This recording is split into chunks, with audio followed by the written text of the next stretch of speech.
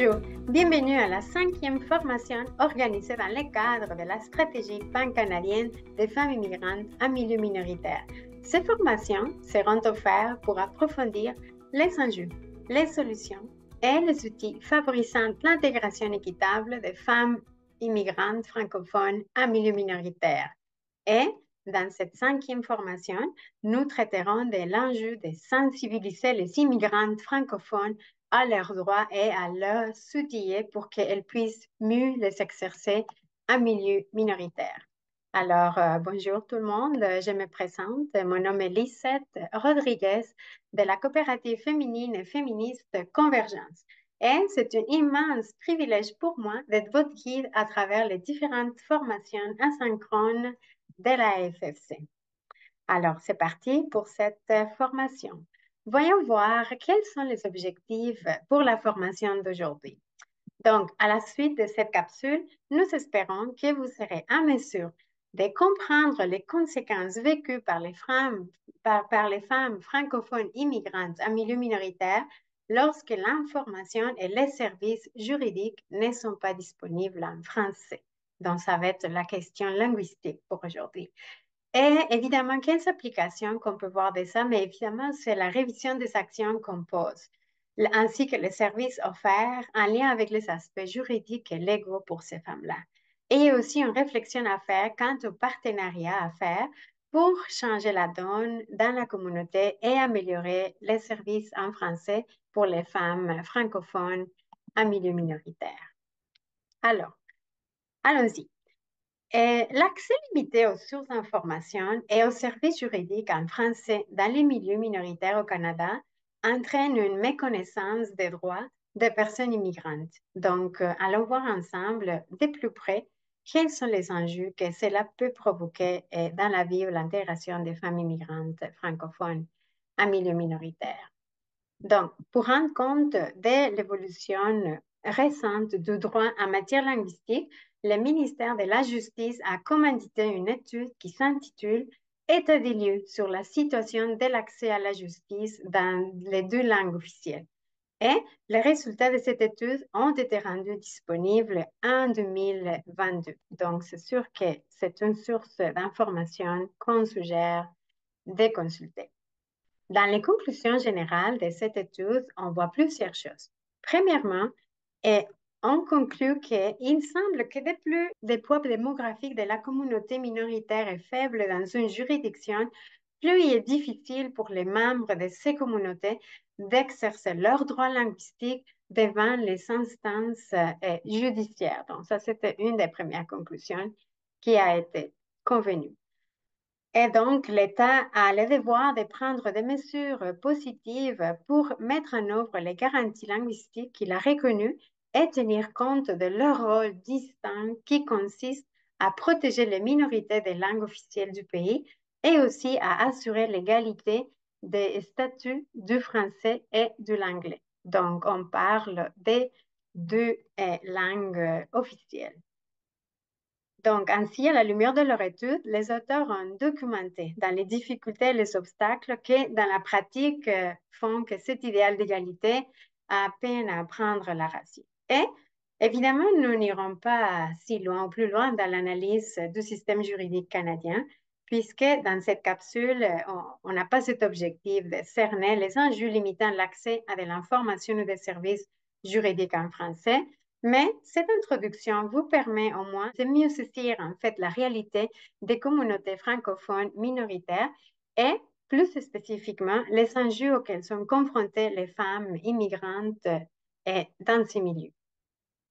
Donc, un autre aspect, dans les constats auxquels nous souhaitons nous attarder aujourd'hui pour la barrière linguistique des femmes francophones en milieu minoritaire, on vise à identifier évidemment des pistes de solutions pour atténuer les conséquences pour les femmes francophones immigrantes. La communauté linguistique francophone minoritaire est fragilisée et puisque l'accès aux sources d'information et aux services en français est limité, cela entraîne une méconnaissance de la part des femmes francophones immigrantes de leurs droits. Et cette situation est notamment causée par tous les éléments que vous voyez à l'écran, On a premièrement la barrière linguistique qui est trop souvent présente dans les petites communautés francophones qui ne disposent pas toujours de suffisamment de ressources pour accompagner ces femmes. Donc, la première barrière est vraiment linguistique. Et on voit aussi de l'absence de traduction des lois dans certaines provinces ou territoires du pays, donc ce qui dificulte l'accès à l'information pour les femmes. On a aussi la difficulté à avoir accès de façon équitable à la justice dans l'exercice de ces droits pour ces femmes-là. Et également, on voit une certaine discrimination à l'égard des femmes francophones immigrantes qui tentent de trouver des ressources juridiques. Et finalement, la réalité des maisons d'hébergement qui n'est pas toujours adaptée aux dynamiques sociales et culturelles des femmes immigrantes en tenant compte de toutes leurs caractéristiques dans l'ensemble. Et lorsque les femmes, évidemment, qu'est-ce qui arrive quand elles ne connaissent pas leurs droits en étant un seul Canadien? Bon, mais cela mène à une myriade de conséquences possibles pour elles. Ces femmes-là, premièrement, peuvent devenir très vulnérables à l'égard du système, premièrement. Ensuite, ces femmes-là sont plus facilement exploitables. Par exemple, en ce qui trait au prix des logements. Pensons juste à cet exemple. Elles peuvent aussi, ces femmes-là, passer sous les radars des exigences du salaire minimum. Donc, on ne verrait pas le concept de la notion d'équité salariale. Ces femmes-là peuvent subir des violences familiales qui ne sont pas nécessairement détectées dans leur pays d'origine, mais qui sont pourtant au Canada inadmissibles. En ne connaissant pas ces droits-là, ces femmes-là peuvent vivre aussi en l'absence d'un sentiment de sécurité, ce qui est grave pour avancer aussi dans leur intégration. Elles pourront aussi peut-être être victimes de discrimination ou de jugements de la part de la communauté d'accueil. Ou encore, elles peuvent vivre ce qu'on voit souvent, de l'isolement social et psychologique en raison d'un ou de plusieurs éléments qui ont été nommés précédemment. Allons voir un autre concept. Mais il n'y a pas juste que des problématiques ou des défis, donc on a quand même de l'espoir pour des solutions. Et je vous propose quelques solutions qu'on a pu documenter. Donc, centraliser les documents juridiques de base et les rendre accessibles, cela pourrait prendre la forme, par exemple, d'un portail numérique bilingue auquel les femmes peuvent accéder avec toute une panoplie d'informations.